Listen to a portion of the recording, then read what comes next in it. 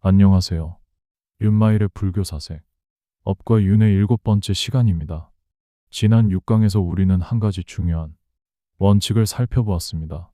업은 자기 모습대로 열매를 맺는다. 쓴 나무의 씨앗에서 달콤한 사탕수수가 자랄 수 없고 사탕수수를 심었는데 쓴 열매가 열릴 수도 없습니다. 해로운 업은 괴로운 결과를, 유익한 업은 즐거운 결과를 가져옵니다. 그런데 여기서 한 가지 의문이 생깁니다. 무엇이 가능한 일이고 무엇이 불가능한 일인지를 누가 정확히 알 수 있을까? 오늘은 바로 이 질문에서 이야기를 시작해 보겠습니다. 부처님께서 말씀하신 첫 번째 힘, 즉 가능한 것과 불가능한 것을 있는 그대로 꿰뚫어 아는 지혜를 살펴보고 그 지혜를 따라가다 보면 결국 업의 근원이 되는 마음의 뿌리에 도달하게 됩니다. 본격적인 이야기에 들어가기 전에 지난 6강에서 언급했던 내용을 한 가지 보충 설명드리겠습니다. 6강에서 과거불과 현재불, 그리고 미래불에 대한 이야기가 나왔는데 불교 교학을 깊이 공부하신 분들에게는 익숙한 내용이지만 처음 접하시는 분들께는 다소 낯설 수 있기 때문입니다. 우리가 알고 있는 석가모니 부처님 이전에도 무수히 많은 부처님들이 계셨습니다. 그러나 그 시간의 길이가 인간의 생각으로는 도저히 헤아릴 수 없을 만큼 광대하기 때문에 경전에서는 대표적으로 과거칠불을 이야기합니다. 과거칠불이란 석가모니 부처님 이전에 출연하신 7분의 부처님을 말합니다. 그중 가장 가까운 부처님은 가섭불이시며 그 이전에는 구나한모니불과 구류손불이 계셨습니다. 또 비사부불과 시기불, 그리고 비바사불께서는 수십겁, 수백겁 이전에 출연하신 부처님으로 전해집니다. 여기서 말하는 한겁이라는 시간은 인간의 언어로 설명하기 어려울 만큼 긴 세월입니다. 우리가 현재 살고 있는 이 시대의 부처님은 바로 석가모니 부처님이시고 미래에는 미륵 부처님께서 약 57억 년 후 인간 세상에 출연하신다고 전해집니다. 지난 시간에 말씀드린 과거불, 현재불, 미래불에 대한 이해를 돕기 위해 간단히 설명드렸습니다. 그럼 이제 본론으로 들어가겠습니다. 부처님께서는 사리뿌따 존저에게 이렇게 말씀하셨습니다. 열애는 가능한 것은 가능한 것으로 알고 불가능한 것은 불가능한 것으로 안다. 말은 단순해 보이지만 그 의미는 매우 깊습니다. 우주에서 어떤 일이 일어날 수 있고 어떤 일은 결코 일어날 수 없는지를 추측이나 짐작이 아니라 있는 그대로 분명히 안다는 뜻입니다. 예를 들어보겠습니다. 선한 마음으로 행한 업이 괴롭고 불행한 결과만을 가져온다. 부처님께서는 그것은 불가능하다고 말씀하셨습니다. 반대로 유익하고 선한 행위가 즐겁고 바람직한 결과를 가져온다. 이것은 분명히 가능한 일이라고 하셨습니다. 경전은 이러한 부처님의 지혜를 두 가지 비유로 설명합니다. 하나는 네 발로 대지를 굳게 딛고 선 황소의 모습이고 다른 하나는 숲을 울리는 사자의 포효, 즉 사자호입니다. 흔들림 없는 안정감과 두려움 없는 선언. 이 두 가지가 바로 부처님 지혜의 특징입니다. 그래서 부처님께서는 가능한 것과 불가능한 것을 아는 지혜가 당신 가르침의 기초라고 말씀하셨습니다. 업의 법칙이 흔들리지 않는 이유도 바로 여기에 있습니다. 그렇다면 우리가 지은 업은 어떤 모습으로 결과를 맺게 될까요?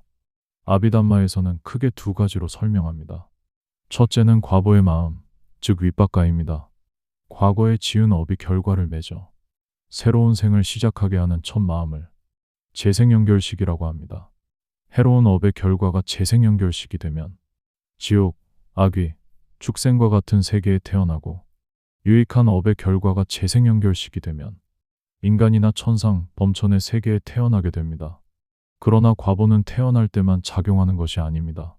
우리가 살아가면서 눈으로 보고 귀로 듣고 코로 냄새 맡고 혀로 맛보고 몸으로 감촉을 느끼는 모든 경험 역시 과거 업의 결과로 나타나는 것입니다.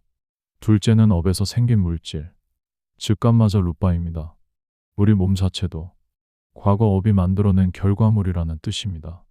눈과 귀, 코와 혀, 몸의 감각기관은 물론이고 남성과 여성을 구분하는 성의 특성과 생명을 유지하는 기능까지도 업의 결과로 형성된다고 설명합니다. 하지만 중요한 사실이 하나 있습니다. 업은 저절로 결과를 맺지 않습니다. 씨앗이 있다고 해서 곧바로 싹이 나는 것이 아니듯 흙과 물, 햇빛과 온도라는 조건이 갖추어질 때 비로소 씨앗이 발아하듯이 업 또한 알맞은 조건을 만났을 때 비로소 결과를 드러냅니다. 이제 가장 중요한 부분으로 가보겠습니다. 해로운 업과 유익한 업은 도대체 어디에서 갈라질까요? 부처님의 대답은 분명합니다. 마음의 뿌리에서 갈린다. 업을 짓는 순간의 마음이 어디에 뿌리를 두고 있느냐에 따라 그 업의 성격이 결정된다는 것입니다. 해로운 뿌리는 세 가지입니다. 첫째는 탐욕입니다. 좋아하는 것을 붙잡고 싶어 하는 마음, 가래와 집착, 욕망과 자만, 잘못된 견해까지도 모두 탐욕에서 자라납니다. 둘째는 성냄입니다. 탐욕이 끌어당기는 힘이라면 성냄은 밀어내는 힘입니다. 미움과 분노, 질투와 원망, 슬픔과 절망이 모두 성냄의 뿌리에서 자라납니다. 셋째는 어리석음, 곧 무명입니다. 이 무명은 가장 깊은 뿌리입니다. 탐욕이 일어날 때도, 성냄이 일어날 때도 그 바닥에는 언제나 무명이 깔려 있습니다. 흥미로운 점은 탐욕과 성냄은 동시에 일어날 수 없다는 것입니다. 좋아하면서 동시에 미워할 수는 없기 때문입니다.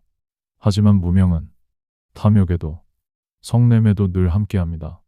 그래서 수행의 핵심은 결국 무명을 걷어내는 데 있습니다. 그렇다면 무명이란 무엇일까요? 부처님께서는 무명이란 사물을 있는 그대로 보지 못하는 것이라고 말씀하셨습니다. 우리는 사람을 보며 남자, 여자, 엄마, 아빠, 친구, 원수라는 이름표만 봅니다.